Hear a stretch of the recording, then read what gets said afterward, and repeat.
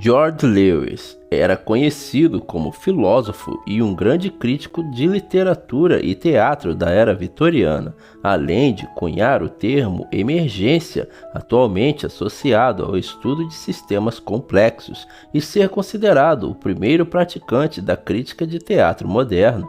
Tudo isso e muito mais depois da vinheta.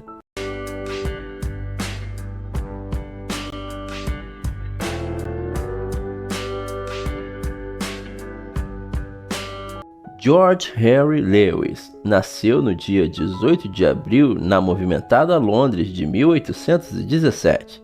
Ele foi um filósofo e um grande crítico de literatura e teatro inglês, uma verdadeira febre cultural da época, dada as inúmeras peças que surgiam todos os dias. George tornou-se parte da efervescência de ideias em meados da era vitoriana, encorajado a discussão do darwinismo, do positivismo e do ceticismo religioso. Mesmo casado, viveu com a escritora George Eliot, pseudônimo de Mary Ann Evans, já que acreditavam ser genuínas almas gêmeas cuja vida e escritos foram enriquecidos pela convivência. Quando ainda muito jovem, George Lewis foi educado em Londres, Jersey, Brittany e finalmente na escola do Dr. Charles Burney, em Greenwich, devido a mudanças frequentes dado ao fato de sua mãe casar-se com um capitão aposentado da Marinha, quando ele tinha apenas seus 6 anos de idade. Após abandonar uma carreira comercial e médica, pensou seriamente em se tornar ator de teatro, onde atuou várias vezes entre 1841 e 1850. Contudo, por fim, decidiu se dedicar à literatura, ciência e filosofia, já que provavelmente descobriu o quão complicado e exaustivo era o ramo da atuação, já que todos os dias surgiam novos escritores apaixonados e atores desesperados para serem notados em meio a tantos outros, fossem eles talentosos ou não. Ser artista era e ainda é um simples e puro ato da liberdade de expressão. Ainda em 1836, enquanto membro de um clube de filosofia, George esboçou um tratamento fisiológico da filosofia na Escola Escocesa do Senso Comum. 2 anos depois foi para a Alemanha, na intenção de estudar filosofia e aprimorar seus conhecimentos na área. Lewis tornou-se amigo de Leigh Hunt e, através dele, entrou na Sociedade Literária de Londres, onde conheceu John Stuart Mill, Thomas Carlyle e Charles Dickens. Foi através de Stuart Mill que conheceu o filósofo positivista francês Auguste Comte. Em 1841, se casou-se com Agnes Jervis, filha de Stephen Stevens Jervis. Em 1851, Lewis conheceu a escritora Mary Ann Evans, que posteriormente se tornaria famosa sob o pseudônimo de George Eliot. Em 1854, Lewis e Mary Ann decidiram viver juntos.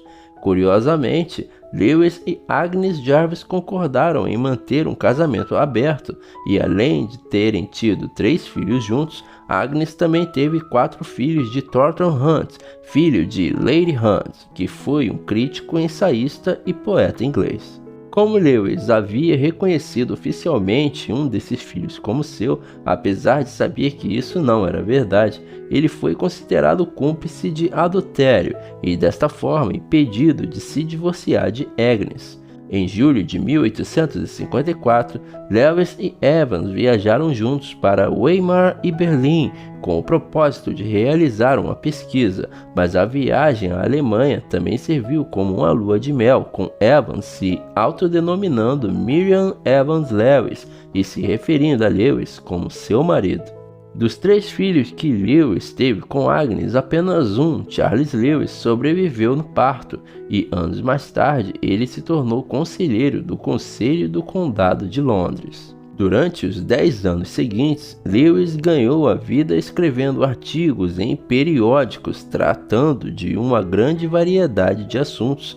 Embora frequentemente imperfeitos, esses artigos revelam um agudo senso crítico enriquecido por seus estudos filosóficos. Seus artigos mais importantes versavam sobre o drama, os quais foram posteriormente republicados sob o título Actors in Acting, de 1875, e The Spanish Drama, de 1846. Quando jovem, ele assistiu a uma performance de Edmund Kean, que o marcou para o resto de sua vida. Além disso, também presenciou e escreveu suas impressões sobre atuações de William Charles McCready e outras estrelas do teatro londrino do século XIX.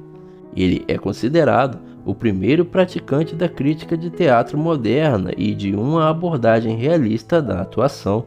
Em 1845 e 1846, Lewis publicou The Biographical History of Philosophy, uma tentativa de apresentar a vida dos filósofos como um trabalho infrutífero, contínuo, a fim de atingir o inatingível. Em 1847 a 1848, publicou duas novelas, Henthorpe e Rose, Bland and the Violet, as quais, apesar de apresentarem considerável qualidade de enredo, construção e caracterização, infelizmente não chegaram a encontrar um lugar definitivo na literatura. O mesmo pode ser dito de uma engenhosa tentativa de reabilitar Robespierre, de 1849. Em 1850, colaborou com Thornton Leigh Hunt na fundação da revista Leader, da qual se tornou editor literário.